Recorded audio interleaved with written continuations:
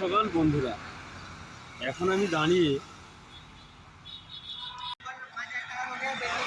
National highway 117 নম্বর। এই দিকটা হচ্ছে ঠাকুরপুকুরের দিক,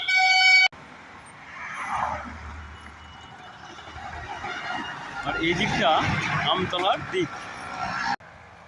চলুন বন্ধুরা, তাহলে গল্পটা শুরু করা যাক।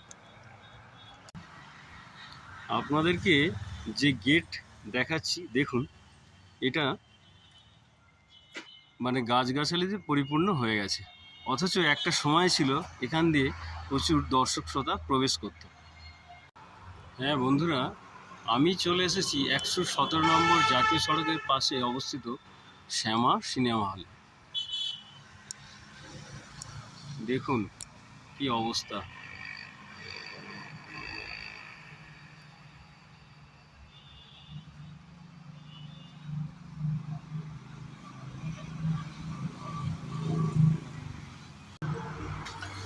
কালের নিয়মে আমরাও একদিন হারিয়ে যাব এইভাবে। জানি না এই প্ল্যাটফর্ম একদিন থাকবে কিনা, বা আমরা বেঁচে থাকবো কিনা এই প্ল্যাটফর্মের মধ্য দিয়ে। ছোটবেলায় এই সিনেমা হলে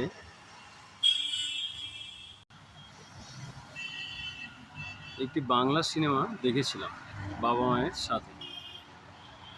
ছবির নাম ছিল নীলিমায় নীলি, আর অভিনয় করেছিলেন তাপস পাল ও ইন্দ্রাণী হালদার। আপনারা যারা বাংলা সিনেমা দেখতে পছন্দ করেন, প্লিজ এই সিনেমাটা দেখে নিতে পারেন, আশা করি ভালো লাগে। এবার বলবো আমার জীবনের গল্প। আমি যে সিনেমা প্রথম এই হলে দেখেছিলাম সেটা ছিল একটা হিন্দি সিনেমা, নাম ছিল কাহনা প্যার হ্যায়। আপনারা তো জানেন, পপুলার ছবি বা সিনেমা। আর অভিনয় করেছিলেন ঋত্বিক রোশন ও আমিষা প্যাটেল। এই হিন্দি মুভিটি আজও মনের মণিকোঠায় রয়ে গেছে, বারবার দেখি, আবারও দেখব।